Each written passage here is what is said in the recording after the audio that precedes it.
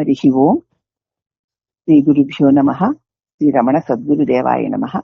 శ్రీ రమణ భాషణలో ఈ రోజు అమృత బిందువులు అన్న అంశాన్ని గురించి జనవరి 3వ తారీఖు 1937 ఒక పృచ్ఛకుడు అడుగుతున్నాడు భగవాన్ని, ఆత్మ నిద్రలోని శుద్ధ చైతన్యమని.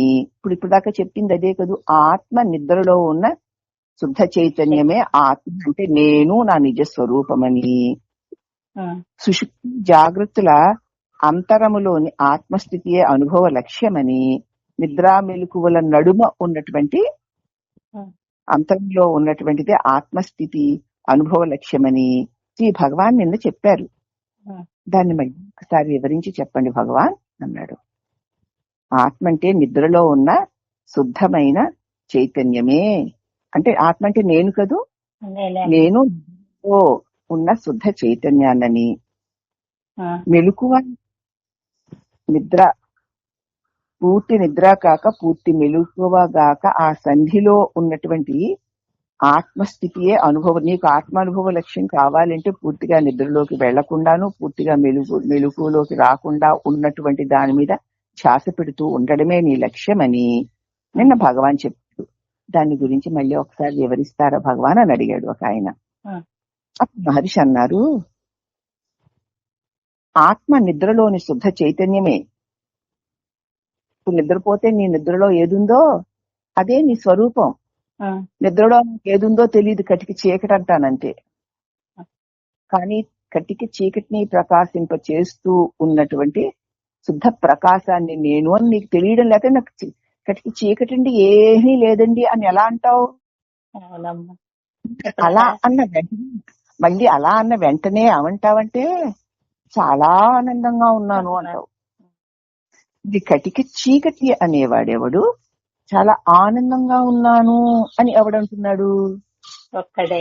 ఆనందం తానై ఉండడం చేత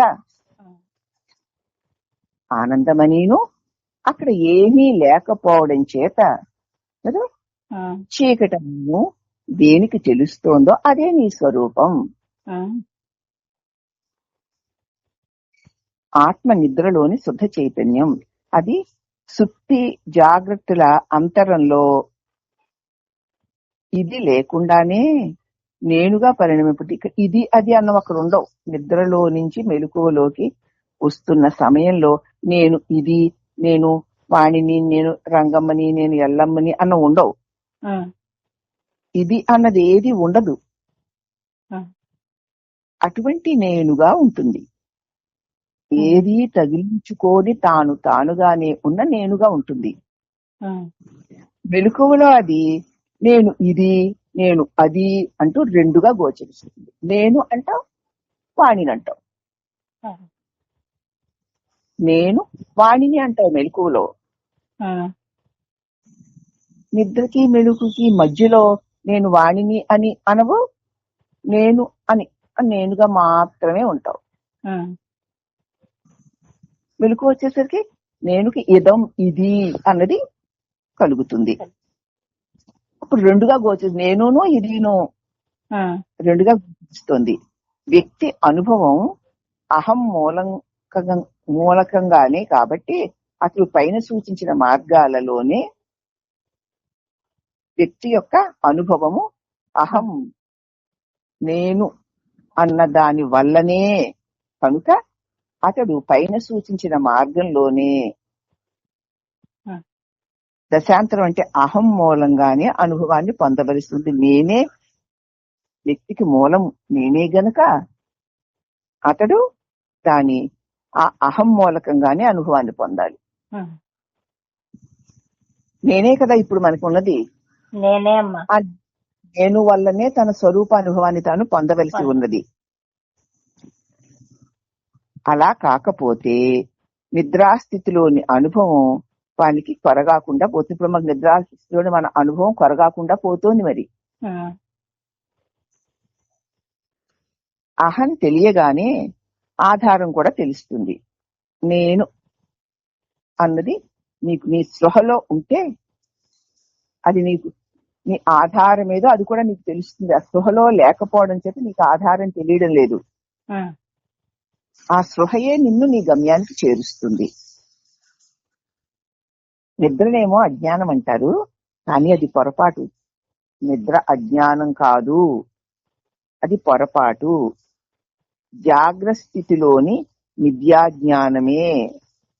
ఇప్పుడు మెలకువలోని ఏది లేనిది ఉన్నట్లు చూస్తున్న ఈ జాగ్రత్త స్థితిలోని మిథ్యాజ్ఞానమే నిజమైన అజ్ఞానము. ఆ ఊహకదే ఆధారము. ఇప్పుడు ఇదంతా ఉంది ఉంది అనేటువంటి ఈ ఊహకి ఆధారం అజ్ఞానమే. అజ్ఞానం లేకపోతే ఇది ఉంది, ఇలా ఉంది, ఇది సత్యం నిత్యం అని నువ్వు అనుకోవు. ఇప్పుడు ఇదంతా సత్యం అనుకోవడానికి అజ్ఞానమే ఆధారం. మెలకువే నిజంగా అజ్ఞానం, మెలకువే నిజంగా అజ్ఞానం. ఇప్పుడు మన మెలకువే నిజమైన అజ్ఞానం. నిద్రాస్థితి ప్రజ్ఞానమయ్యింది, పూర్ణ జ్ఞానమయ్యింది. ఆ ప్రజ్ఞానమే బ్రహ్మమని శృతి అట్టి బ్రహ్మము నిత్యము అనియు నిద్రాస్థితిలోని అనుభవానికి ప్రాజ్ఞుడు అని కూడా పేరు. అందుకే ఇది తెలియదు కదా, అక్కడ ప్రాజ్ఞుడు ఎలా ఉంటాడా, ప్రజ్ఞాస్వరూపంగా ఎలా ఉంటాడా అనుకుంటాం. వాడి పేరు ప్రాజ్ఞుడు. ప్రజ్ఞాస్వరూపమై స్వయం ప్రకాశ స్వరూపమై తనకు తానే తనకంటే అన్యమేది లేకుండా ఉన్న ఆ సత్యస్వరూప ప్రకాశమే నీ నిజస్వరూపం.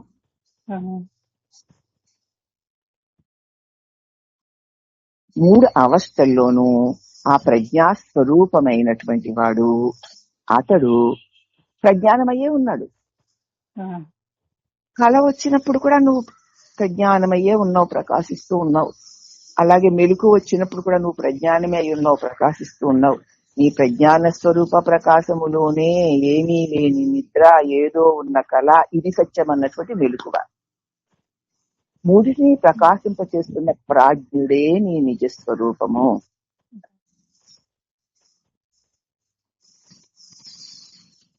అందులోనూ నిద్రా అవస్థలోని ప్రాధాన్యం ఏమిటి అంటే, అప్పుడు అతడు ప్రజ్ఞాన ఘనుడు, అంటే పూర్ణ జ్ఞానమై ఉన్నాడు. ఘనం అంటే ఏమిటి? జ్ఞానము ఉంది, విజ్ఞానము ఉంది. ఉన్నాను, ఉన్నాడు, ఉన్నానని అదే ఉన్నానని ఎదిగి ఉండడం విజ్ఞానము, ఉండడం జ్ఞానము. ఎరుకలన్నిటిలోనూ ఆ రెండూ వర్తిస్తాయి. ప్రతి దానిలోనూ కూడా కళలో కనిపించిన మెలకువలు ఏది వచ్చి వెళ్ళినా ఉన్నాను, ప్రకాశిస్తూ ఉన్నాను, సమానంగానే ఉంది ఆ అనుభవం. జాగ్రత్తలోని విజ్ఞానము విపరీత జ్ఞానం.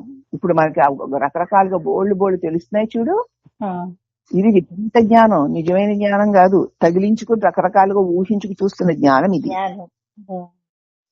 తప్పుడు జ్ఞానం, లేకపోతే అజ్ఞానం.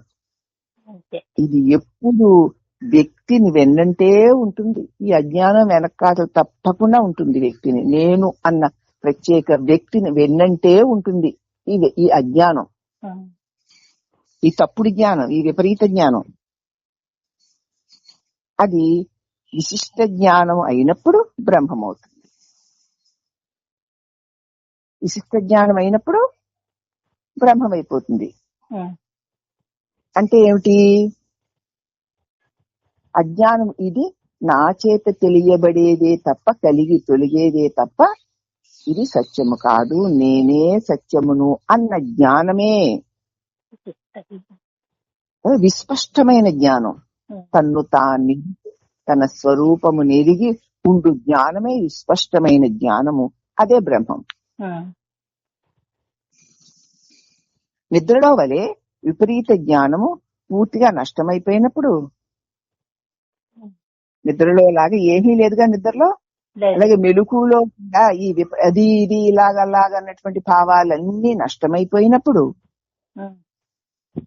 అతడు కేవల ప్రజ్ఞాస్వరూపుడే మిగులుతాడు. అన్యమేమీ తోచని స్థితి. నిద్రలో అసలు ఏమీ తోచడం లేదు, నువ్వు పూర్ణ ప్రకాశ స్వరూపమే ఉన్నావు. ఇప్పుడు మెలకువ అన్ని తోస్తున్నాయి కదా.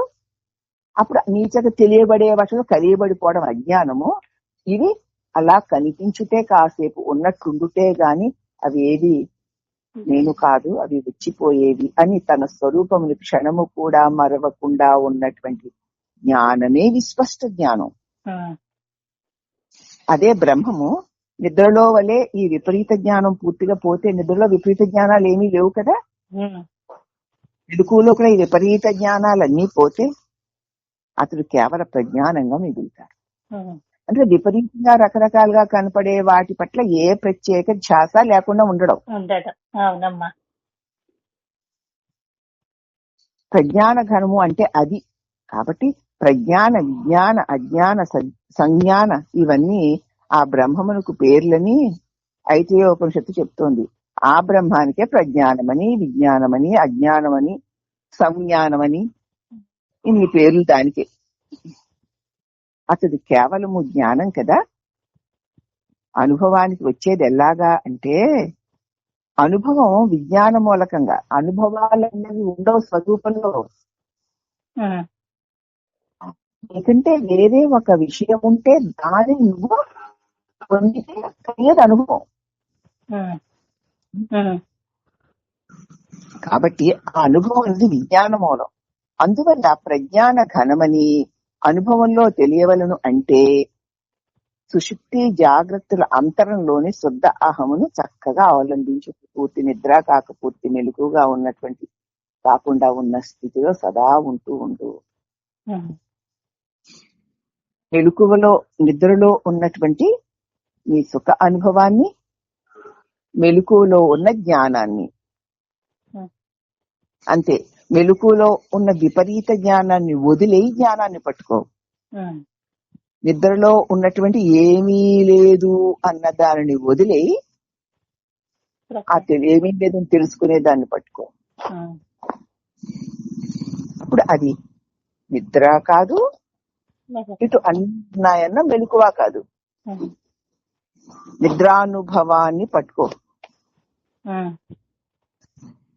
అక్కడ నిద్రలో జ్ఞానం లేదంటున్నావు కదా, ఇప్పుడు అనేకత్వాన్ని వదిలేసి జ్ఞానాన్ని కలుపుకోదానికి. అనేకత్వాన్ని వదిలేసావు, జ్ఞానమై మిగిలావు. అవునమ్మా.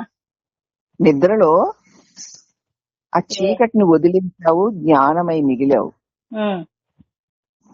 అప్పుడున్న సుఖ అనుభవమే అది.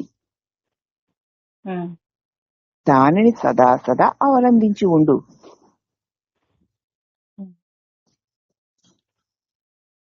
కాబట్టి అందువల్ల ప్రజ్ఞాన ఘనమైన అనుభవంలో తెలియాలంటే సుషుప్తి జాగ్రత్తల అంతరంలోని శుద్ధ అహమును అవలంబించక తప్పదు.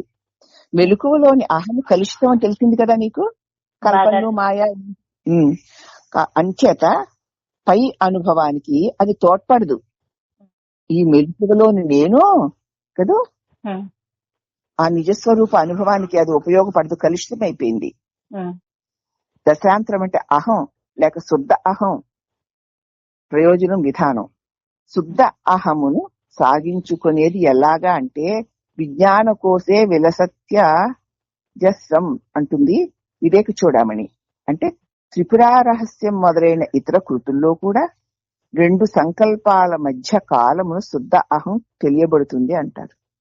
కాబట్టి సంకల్పానికి మధ్యలో ఏ సంకల్పము లేని శుద్ధ స్థితి.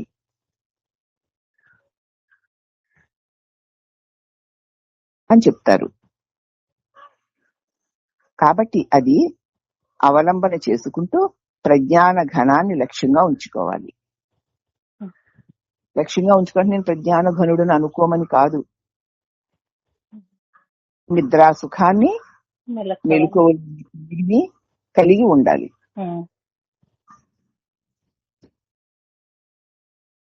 ఈ ప్రయత్నంలో వృత్తి ఉంది, వాటికన్నింటికీ సరి అయిన స్థానాలుండి తోడ్తోడనే అనుభవానికి వస్తాయి. ఈ ప్రయత్నం చేస్తూ ఉండే తలంపు ఉంది కానీ దాన్ని ఒక్కసారి వదిలేవు అంటే వాటన్నిటికీ సరి అయిన స్థానాలు ఉండి వెంటనే మళ్ళీ అనుభవానికి వచ్చేస్తాయి, దారి తీసేస్తాయి. అక్కడి నుంచి మళ్ళీ మర్చిపోయావా మళ్ళీ వచ్చేస్తాయి. కాబట్టి శుద్ధ అహము ఆసక్తికి భిన్నంగా దానికి అవ్వలిదిగా ఉంది. శుద్ధమైన పరిశుద్ధమైన నేను అసత్యానికి వేరుగా దానికి అవతల ఉంది. వేరు చూడమని దీన్నే వివరిస్తారు.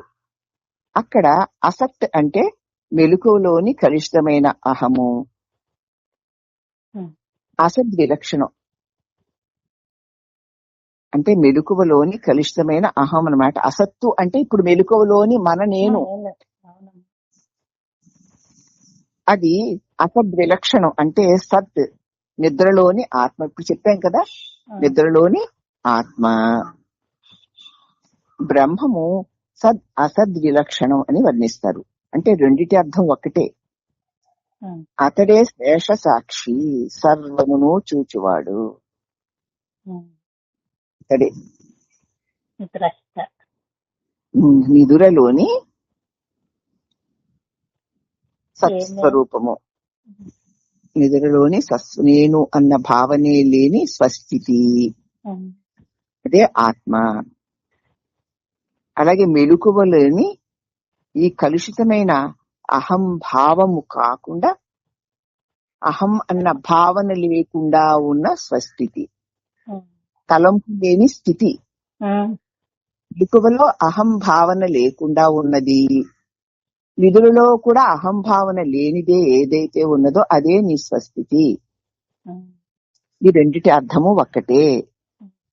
అప్పుడు ఏం మిగిలింది? అతడే శేష సాక్షి, తానే మిగిలి ఉంటాడు. సర్వమును చూచువాడు, సర్వద్రష్ట అతడే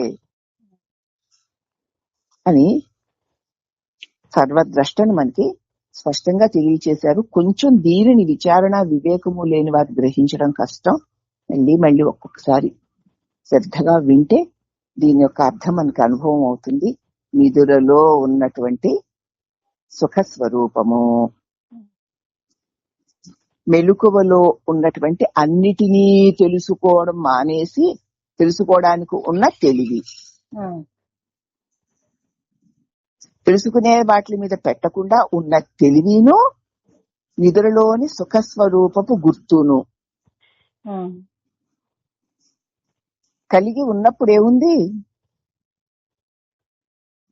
పరమ ఆనందకరమైన శాంతి స్వరూపమైన నీ నిజస్థితి. అదే ఆ స్థితిలో సదా సుస్థితుడిపై ఉండడమే తప్ప చేయడానికి ఏదీ లేదు.